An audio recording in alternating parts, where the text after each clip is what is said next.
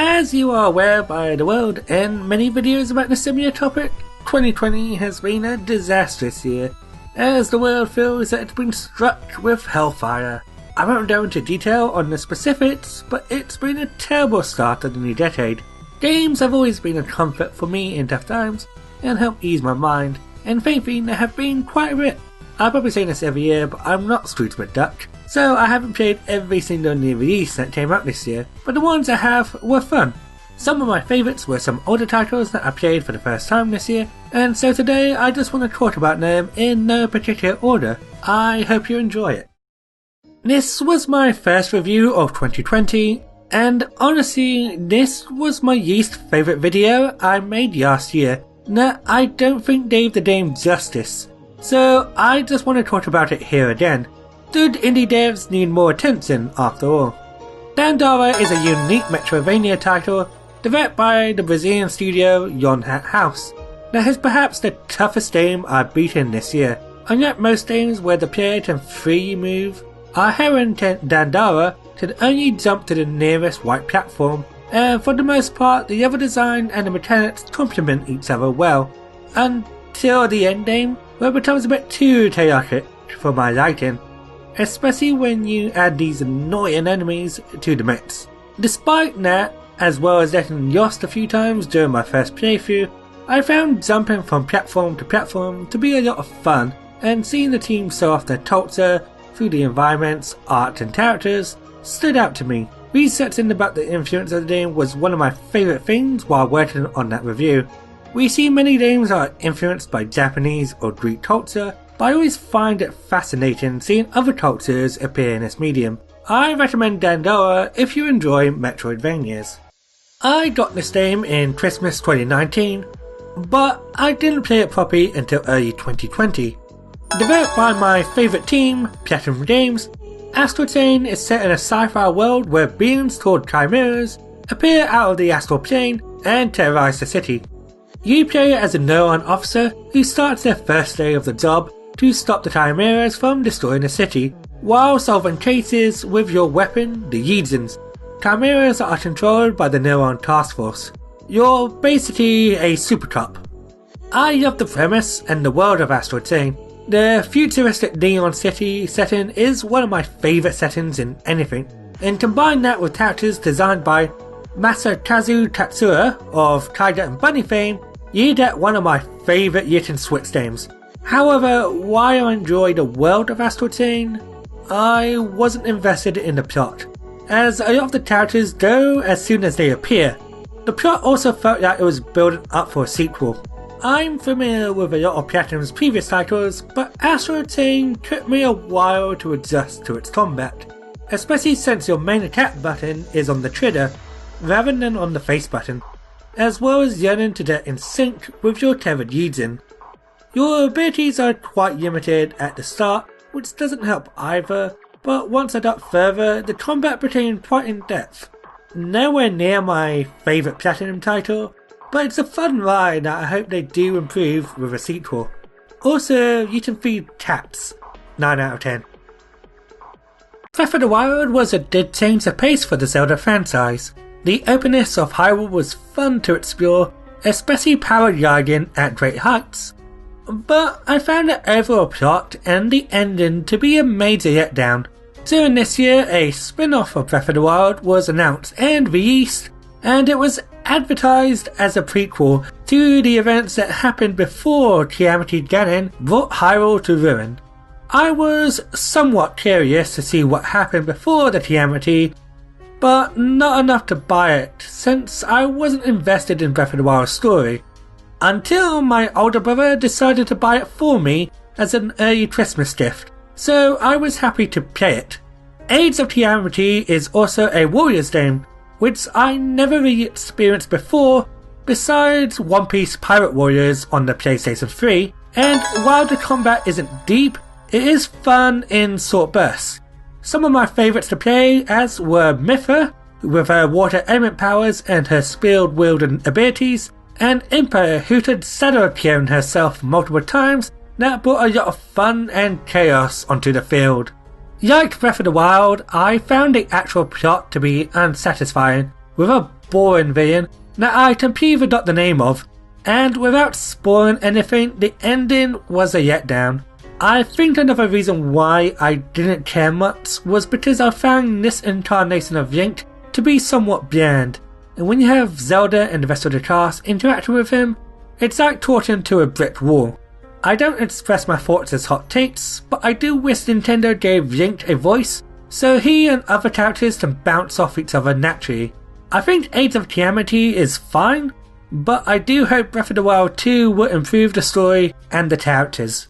This was my most hyped game of 2020, as I wanted a sequel for ages. The beat 'em up genre is one I really enjoy, from Turtles to Scott Pilgrim, but Streets of Rage has always been my favourite. With a series that has been absent for decades, it is always worrying that the new game may not live up to your expectations, but thankfully this was not the case here, as not only is Streets of Rage 4 great, but it was even better than the original trilogy, especially with the quality of life stuff and the online multiplayer.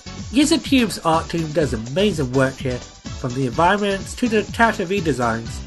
Like its older siblings, Streets of Rage 4's music is amazing, inspired by the club scenes and even getting a variety of talented artists to join in. Two of my favourite tracks are the first stage music, titled No Back by Yuzo Tessero, and Rising Up by ElAnalistaDeBits. If you want to know my thoughts on the game in more detail, I made a video on the game, but my overall thought is that it's fantastic and lives up as a sequel to the series. I have my comfort games, and series that I know I would most likely enjoy, but every now and then I like to get out of my comfort zone and search for some weird, obscure games online, and a good thing too. Otherwise, I wouldn't be introduced to gems such as this.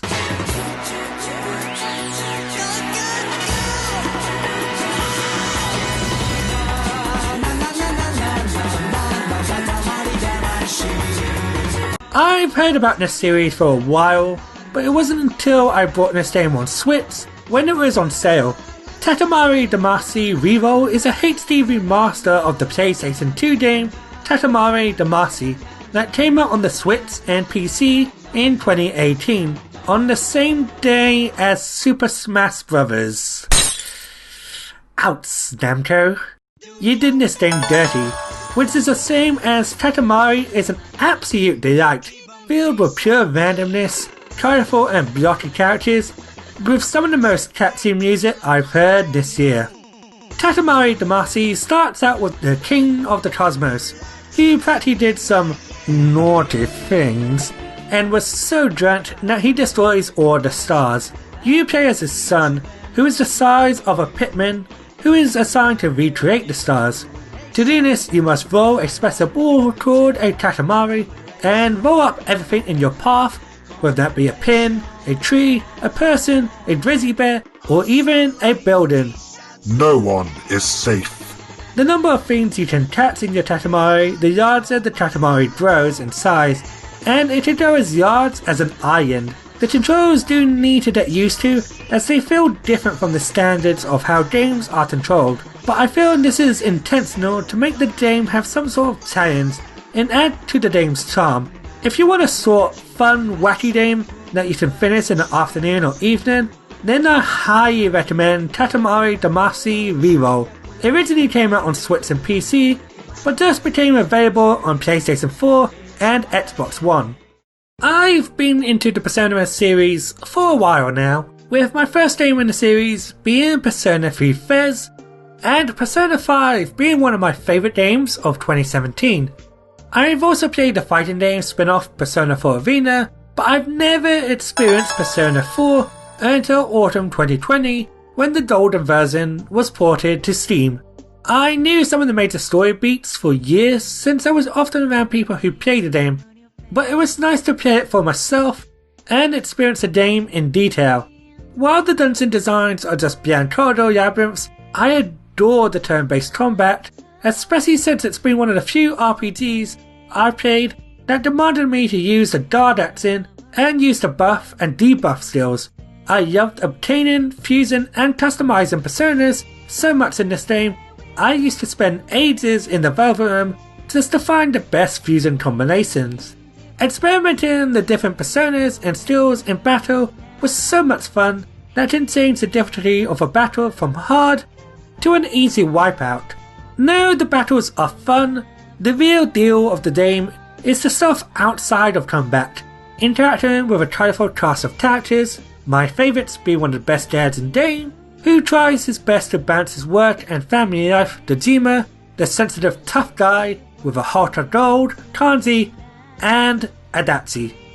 Despite a few drowning scenes, I enjoyed the murder mystery story, seeing everything unfold, the majority of the social interactions I've experienced in my playthrough, and how everything you do outside of the dungeon affects how well you do in battle. While I prefer Persona 5 due to dungeon variety, enemy designs, amongst other things, Golden was still a wonderful RPG experience.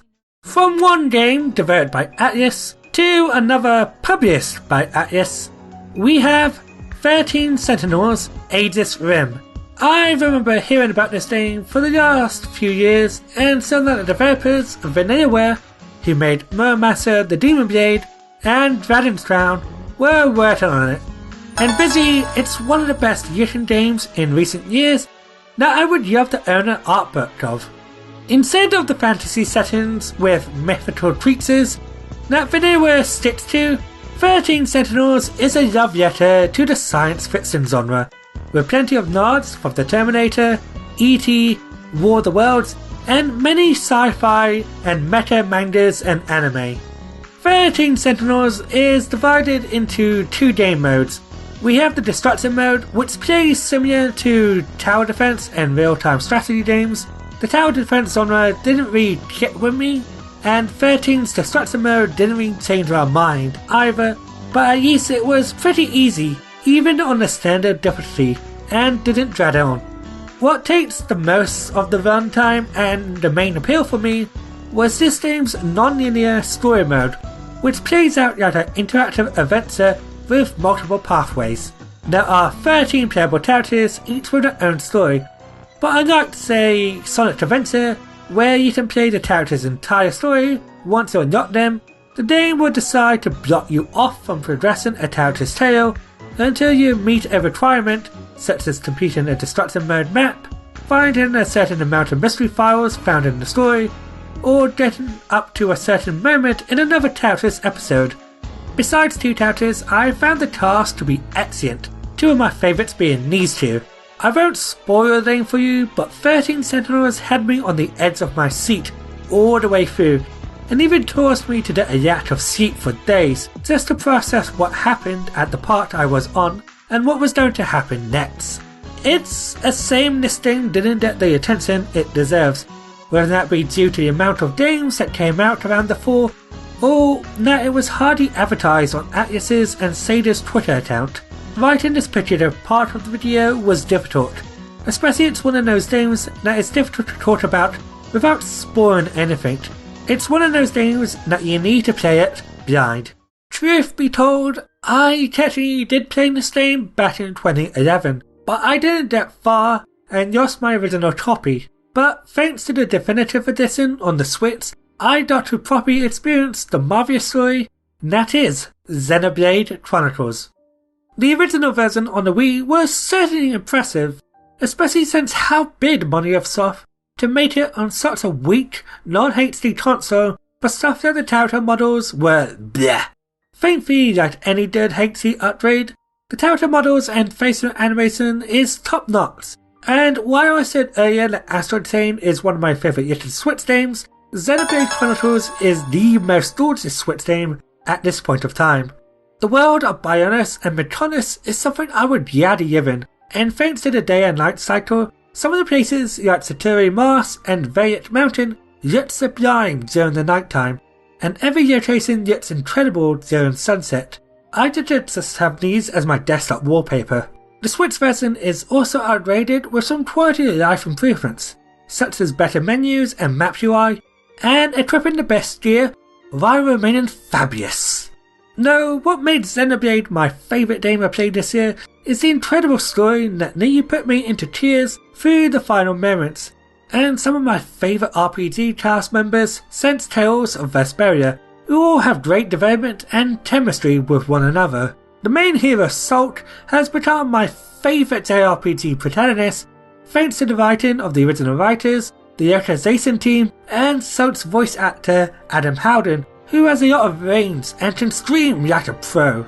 The music is also one of my favourites of all time, and in the definitive edition you can switch between the original Wii version or the new arrangement, which is nice, but the new arrangements are my preferred choice. Some of my favourite tracks include the title theme, Engage the Enemy, Metronos Field, Plane, and the new battle theme from the epilogue story, which is so funky. If you're a fan of JRPGs and have a Switch, I highly recommend Xenoblade Chronicles, as it's easily one of the best games on the system. I finished the main story, but I still need to finish the exclusive epilogue story, Future Connected. I hope you try some of these games out, especially 13 Sentinels and Xenoblade. With the rough start of the decade, let's hope 2021 will be better for all of us. Stay safe and enjoy the rest of your day.